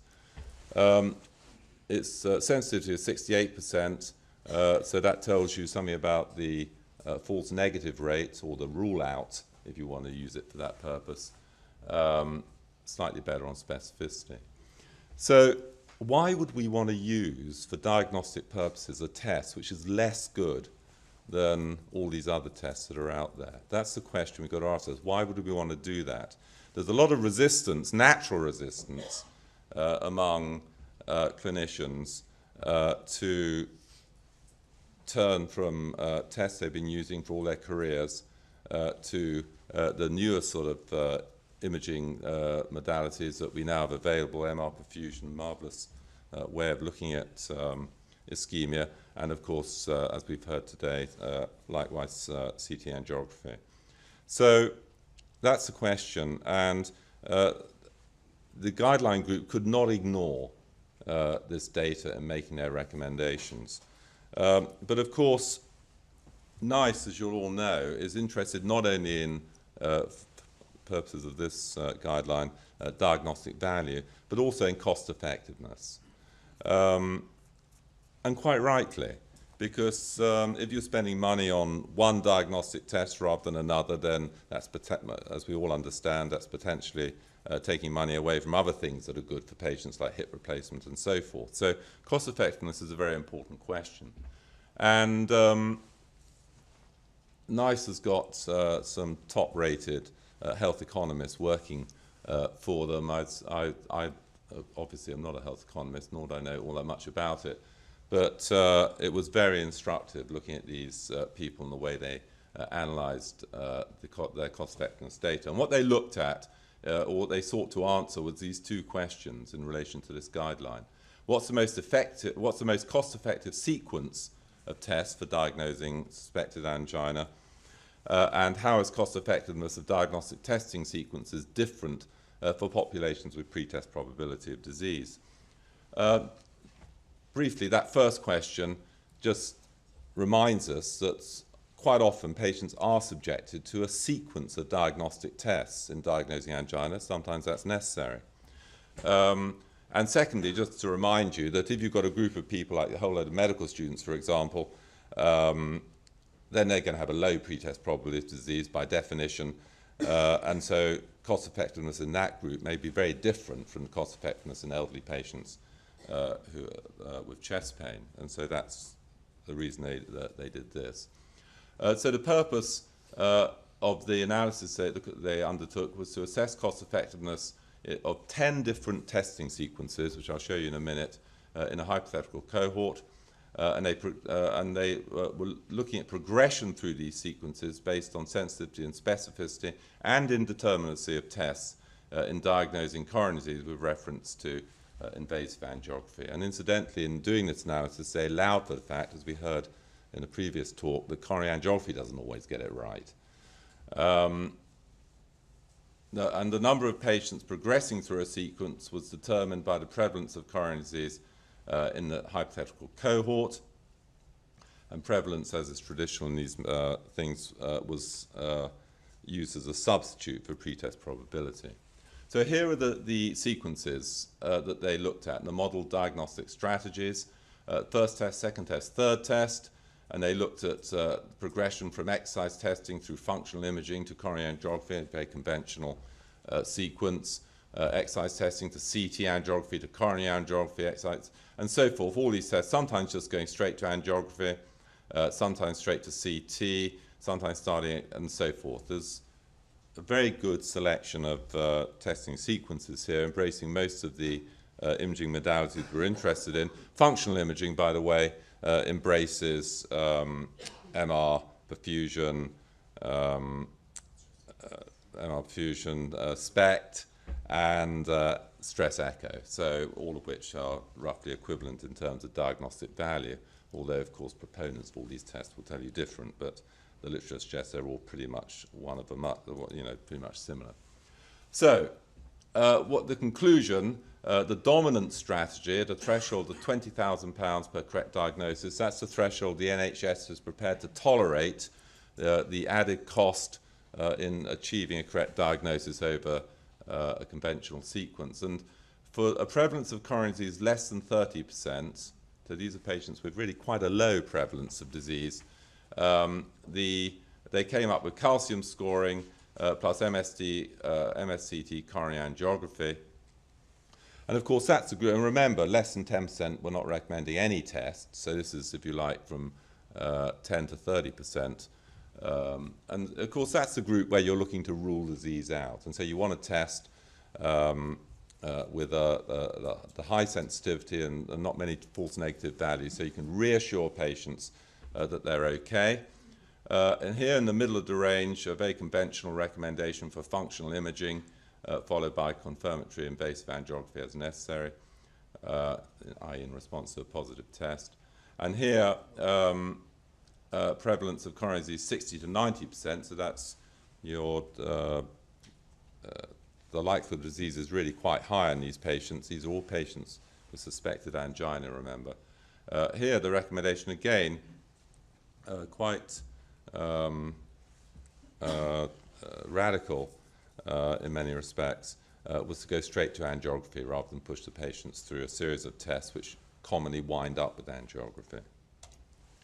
And to summarize the guidance for the investigation of stable chest pain, patients were stratified by level of risk, less than 10% up to greater than 90%. And in this low-risk group, the recommendation was no diagnostic testing and go on to rule out non-cardiac causes of chest pain. In the high-risk group, greater than 90%, optimal medical therapy, which of course, I'm not going to go into now, but that seems very important based on recent work. Plus or minus angiography if the patients don't respond adequately. And in the intermediate risk, as I say, in this, these people down here rule out with CT calcium scoring, which if positive, you go on to angiography, intermediate functional testing, SPECT, stress echo, or MRI, and here straight to coronary angiography. And one of the points that emerged from early publication of this guideline was people wanted to know, understandably, how this would affect the kind of patients going, how it would affect management strategies in patients, for example, going through chest pain clinics with suspected angina. And we were able to apply these criteria retrospectively to this large chest pain clinic cohort we put together, in fact to two cohorts, ours and one up in Newcastle, both of which came up with similar indicative frequencies for these various strategies of 29% of all patients attending chest pain clinics need nothing at this end, 14% need nothing at this end, 17% might go for calcium scoring plus or minus angiography, 18% for functional imaging, 22% straight to angiography. And I think this is probably the last slide I'm going to show. The key changes then in clinical practice that have been recommended in this guideline are, and these are the paragraph headings, do not use exercise ECG to diagnose or exclude stable angina for people without known coronary disease. For people with chest pain and a 10 to 29% probability of coronary disease, offer CT calcium scoring, and then there are recommendations depending on the score. If it's 0, reassure the patient, and then go for angiography if it's higher. And finally, for people with chest pain and quite a high probability of coronary disease, straight to angiography. And my final word is, you're not going to get it right every time with this strategy. Of course you're not. CT calcium scoring and angiography, as we've heard in previous talks, is not a perfect test. That you'll, in some patients, you'll get it wrong. The reason we came up with these recommendations is that you'll get it wrong less often applying this kind of strategy than we all currently get it wrong using the exercise ECG. Thank you.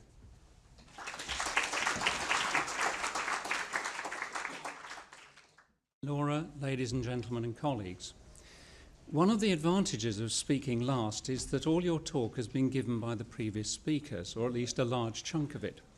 So you'll be sad to know, Howard, that we're not going to go through Bayesian analysis with decision matrix theorem. We're not going to go back to the Reverend Bayes in any way, shape or form. We're not going to go back to the reason I suspect was the answer to the last question, which is, why is sensitivity and specificity so good when you first do the tests?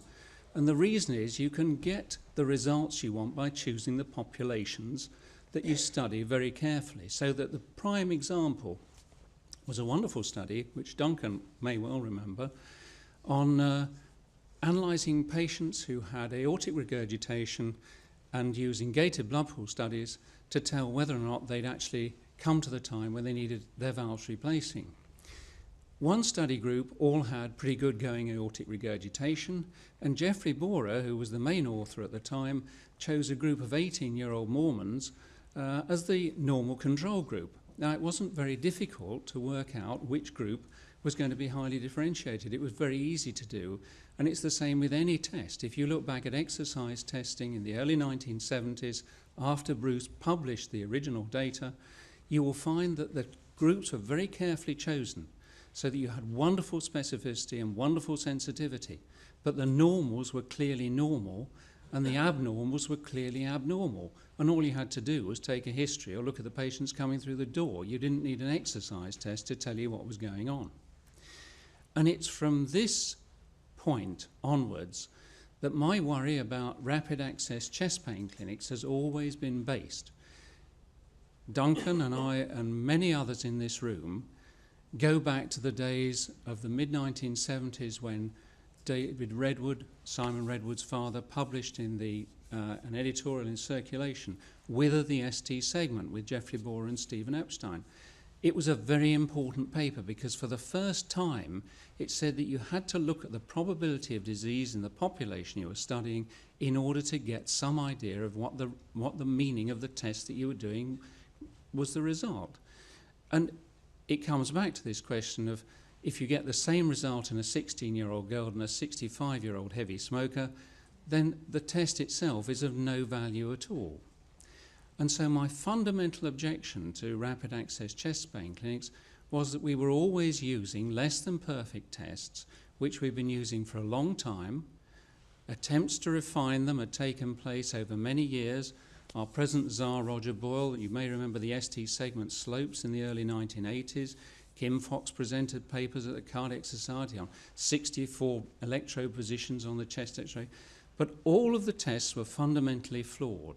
And in fact, it was Adam Timmis, whom I'm very grateful to, if he's still here, because it was Adam's two papers, the first of which was in 2007, when he actually said that how effective were rapid access chest pain clinics, and he has alluded to it already. But the crucial thing about it was that it was good at identifying patients in high-risk groups, but the patients diagnosed with non-cardiac chest pain accounted for nearly a third of the patients who ended up with heart attacks and major coronary complications. And they were the patients who were sent home, let alone the patients with a low test probability who were incorrectly identified by the exercise test as not having disease. And it was only a year later that Adam actually published an article in the BMJ which I think should have spelled out the death knell of conventional access chest pain clinics when he said, as he's already alluded to, that the incremental prognostic value of the exercise ECG in the initial assessment of patients with suspected angina, his conclusion was that unfortunately most of the prognostic information could be derived from an adequate history and that the incremental prognostic value of the exercise test was of little value. And if you go back to the original paper by Diamond and Forrester in 1979, that's not Duncan, I'm afraid, it was a very, very important paper because what it said was that if you looked at all these non-invasive tests, you looked at stress echoes, you looked at thallium scans, all of them you could only interpret in the light of a clinical assessment of pre-test probability before assessing the post-test probability. And so all of these things come full circle in the end, and it was actually after an awards ceremony in Birmingham last year in November for the community cardiac scheme run by the Bexley PCT, where patients are actually seen in the community at the surgeries by a consultant cardiologist, and then it's decided as to what tests they should have, referral to the local hospital. And this study, this particular project has won numerous awards well before I was asked to help with it. But on that particular evening, we were sitting in the bar afterwards and discussing what we could do to try and have a new approach to some of the problems we were coming across in, clinical cardiology. And I knew that the Aquilion 1 scanner was coming online in December. And on the basis of 3 years of using 64-slice scanners for private patients, I was convinced of the value of the scanners. My number of invasive angiograms had dropped dramatically because of the use of CT. And I also felt a bit dubious, I have to say, about the use of EBCT scanning, because I was worried that you detect calcium, but they may not be the lesions which are the worrying ones, as Duncan has already alluded to. So anyway, with the help of the Chief Executive, who's here with us this evening, we pushed through a pilot study within 3 weeks. We got funding for CT scanning, and the next 2 slides are really just to show you the sort of format of what was happening. The GPs refer the patient into a rapid access chest pain clinic, except that it's based in the community. They don't have to traipse up to hospital, they don't have to pay car parking charges, and they quite like coming to the surgery because they have half an hour to see the cardiologist. And we give them 30 minutes and we take a proper history and we assess the pretest likelihood of disease. And clearly, if they've got unstable angina or if they've got chest pain or minimal exertion, then we're not going to faff around with any other tests, we're going to refer them straight to A&E. Now, if they've got clear non-cardiac pain, if you press on the costochondral joints and they jump off the table, then clearly you're not going to carry out any further tests at all, you're going to send them back to the GP. And you reassure the patient accordingly. However, if you're not sure whether they have angina or not, then the idea is that you go into the pilot study where we offer CT angiography using the Aquilium 1 scanner as a sort of public-private plan, which has worked extremely well. We review the patient the following week with the results. If the test is normal, we can reassure the patient in a way that we've never been able to do before. Because as Duncan says, if you have a normal CT angiogram using this particular scanner, then they don't have coronary plaque disease. And you can say to them that there isn't a significant risk at the present time of any immediate problems. You can reassure them, and as I say, you can discharge them to their GP. Nothing appears to come up on that, but basically that says that you go on to CT scanning. If you've got coronary disease, then if it's critical, you refer them for further angiographic studies and appropriate treatment. And if they don't have critical disease and you think they have controllable angina, you can treat them appropriately. If they have persisting angina despite medical treatment, you then send them to the cath lab with, as Jonathan Hill was saying, structured testing, pressure wire studies to establish what the best form of treatment is. And again, if their angina is controlled on best medical treatment, then it's reasonable to continue with that treatment, addressing the risk factors aggressively and dealing with the situation appropriately. So that's the format. And we started in December, and perhaps I can come on to that in a moment. If we look at the data, and it is still being analysed, and so therefore this is only preliminary data, and for the sake of time I'm not going to go into it in great length. But in the first 3 months, I saw 77 patients in the local surgeries and discharged 32 patients to the GP if the symptoms were clearly not cardiac in origin. We've had no sequelae, there's been no comeback, nobody's pitched up with an infarct so far. 2 had clearly severe anginal symptoms provoked on minimal exertion, and because of my colleagues and their help at the tertiary centres, we were able to get them catheterised within 48 hours and appropriate treatment given. 1 went to surgery, 1 had angioplasty within a week. 43 had CT angiograms, and all the studies were diagnostic. And I think the important findings are these. Out of those 43 patients, only 1 has needed to go to bypass graft surgery for left main stem equivalent and right coronary disease detected on the scan.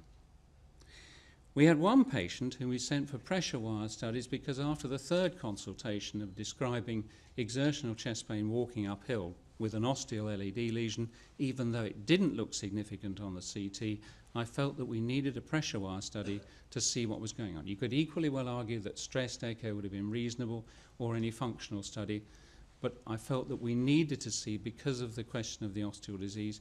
In fact, at subsequent testing, the pressure wire studies were negative, and the patient then came and told me he had a day's worth of chest pain and pointed to the costochondral joints, which was a bit frustrating. So we can all get it wrong. 3 patients in the first 30, and I think this is really, really important in terms of EBCT scanning. 3 of the first 30 patients had negative calcium scores, but they all had soft plaque in the proximal left coronary arteries. And therefore, I believe that all those 3 patients would have been sent home on the basis of any of the other tests that we do and told that there wasn't anything to worry about, whereas I believe exactly the opposite. And as Duncan says, the worry that I have about the NICE guidelines is that we have a recommendation for conventional angiography, where from the time I first did an IVUS study in 1993, it's patently obvious that so-called normal coronary arteries aren't normal at all. And the presence of this soft plaque disease is maybe why so many of Adam's first group of patients came back again with coronary events, because they weren't identified with the tests that were being used at the time. And I think this is a really important point.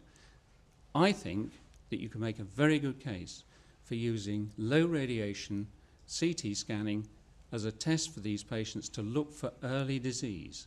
And I suspect that that was the question that Duncan was going to ask when it came to asking Adam about the appropriateness of angiography for the patients in the higher prognostic groups. I'm still worried that in that the mid-likelihood group, where you're talking about patients of 30 to 60% disease, you may well do non-invasive stress testing of varying types, and if it's normal, the patient can be sent away. With CT scanning, I believe you're not going to make the misdiagnoses that you might do otherwise, and I think it's a really important way forward for the future. As Duncan said, there's a huge amount of work to be done, but this was basically a study set up before the NICE guidelines come out.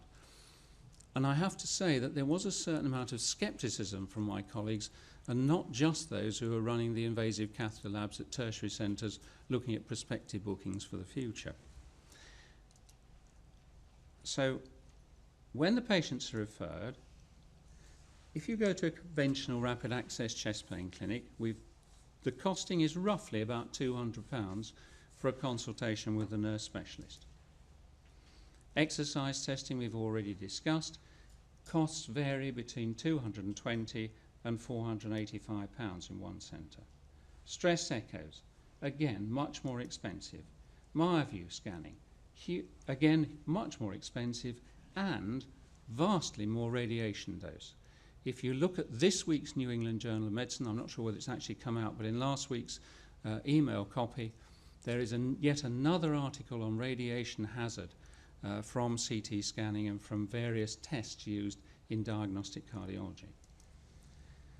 Invasive angiogram we've discussed, but again the costs, we're talking about £1,300 to £1,500 based on tertiary centres and based on local district general hospitals. If they've got coronary disease, fine. If they've got normal coronary arteries, fine.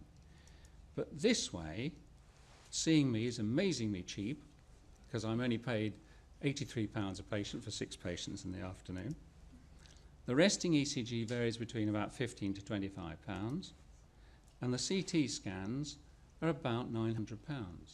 But there is a paper in the pipeline from Birmingham Heartlands using the Aquilian one, which they calculate that each scan can be costed at £140 a scan.